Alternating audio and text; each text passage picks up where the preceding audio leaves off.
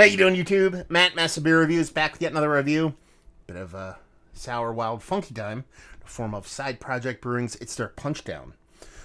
This is a Missouri Wild Ale aged in wine barrels with California Pinot Noir grapes involved. Yeah, this is going to be... I'll probably post... Actually, I don't know. I might split these up because I got 4 side projects I'm going to be doing. All of them come courtesy of Dusty. Thank you very much, Dusty.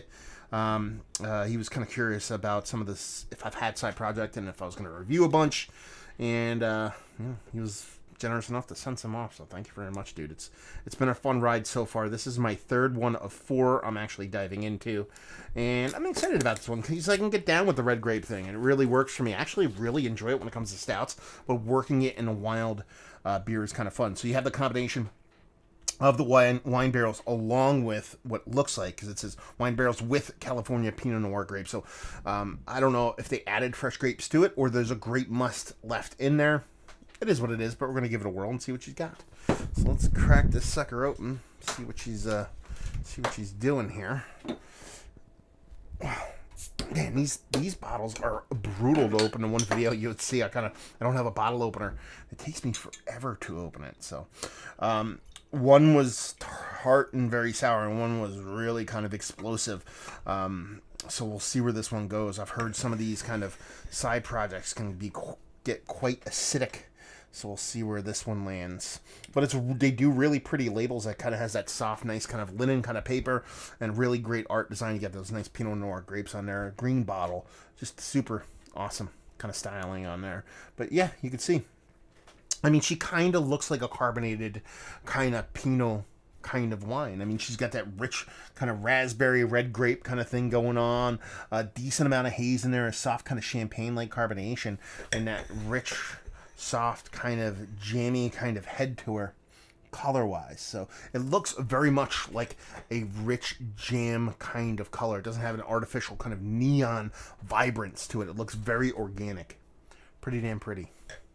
Let's get a nose. It's all about the grapes in here. Because you're getting that big wine barrel characteristic. So you're getting that kind of soft, sour, tannic kind of thing. Is what I kind of describe when it comes to wine, especially in the red wine kind of realm. But it's not over the top. There's a bit more of a sweetness there. There's a bit more of a fruit fleshiness. I think that's your combination of the wine barrel and play with those Pinot Noir grapes. Now, there is a soft, rich funkiness outside of that wine barrel that has to be attributed to the beer itself. And while it smells tart, and it smells like it's going to be decently sour, it doesn't smell like it's over the top. Now, it was a little bit kind of thrown, fuzzy smelled tart, but that was super tart. So we're going to see where this one lands. There's a nice sweetness to it. There's a nice acidity to it. There's a nice funkiness to it. There's all a bit of softness around the whole beer, while at the same time having this richness from those big kind of grape notes, both from the Pinot Noir barrel and from the addition of the actual grapes itself. Let's dive in. Cheers.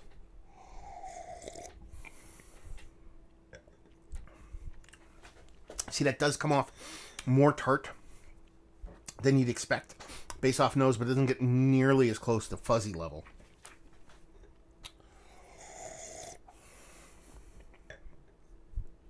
I took a heartburn pill about an hour ago. It's a very smart move on my part, because this one has a decent level of acidity to it. I can still feel that heartburn kind of wanting to build up. It might actually even get there.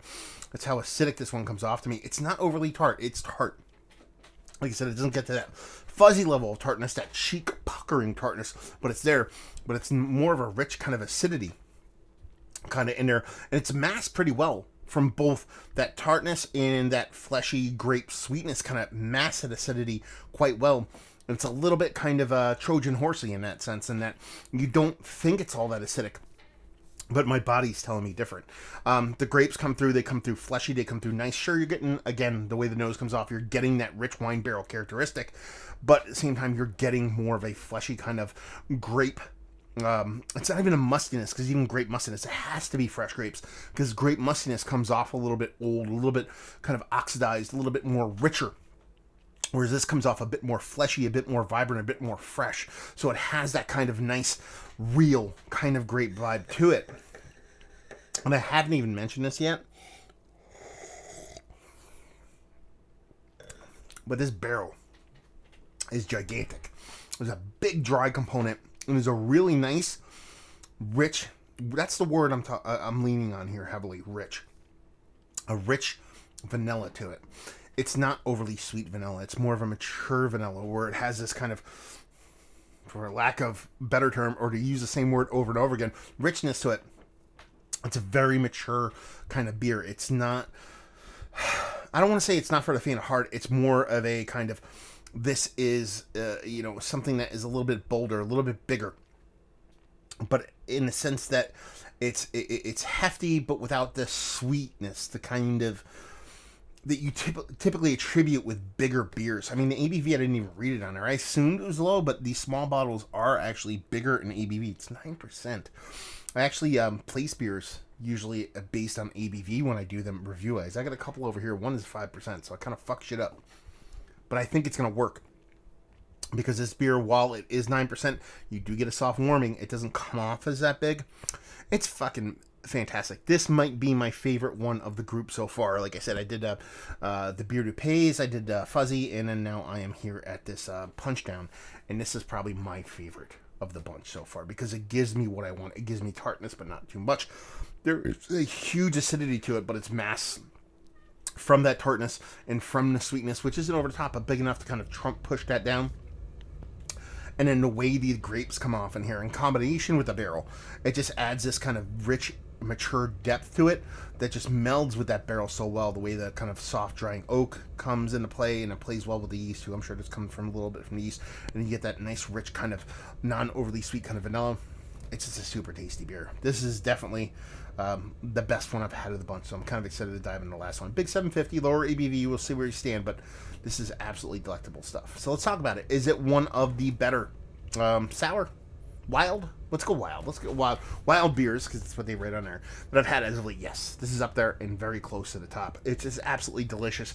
I said this before I even opened the bottle, I dig on red wine and a red wine grape and grape must in general. There's some of my favorite beers have been red wine based beers, and this one's no different. I mean, from Funky Buddha's the Undefeated to a couple of the kind of Distruce wine barrel aged beers to a couple big imperial stouts I've had. It's one of my favorite kind of barrel, and also one of my favorite fruits to put in a beer. So this one just kind of was just already in a good pole position for me to like it, but it was executed pretty well and hit a home run because I've had some pretty shitty red wine grape based beers. So there you go. Value and availability, I have no idea. Dusty was nice enough to send these off. So these are usually a secondary market beer, but I'm not actually sure what they go for at the brewery. Maybe somebody can chime in and leave you with, if you like what you like this beer. If you like red wine based beers, you like sour beers, you like acidity, it doesn't come off super harsh, but it's still there. I mean, it's definitely a multi-tool player, but if you like funky American Wild Ale and wine barrel aging in combination, you're probably going to really like this beer. There you go. Another review in the books. Hopefully you guys enjoyed it. Down there if you want to talk about it. Massive Beers if you want to check me out doing the social media stuff. Beer Massive if you want to check me out doing the whole podcasting thing. And hopefully you guys enjoyed the review. Hopefully you're enjoying a nice, delicious wine barrel aged funky beer right now. We'll see you next time. Cheers.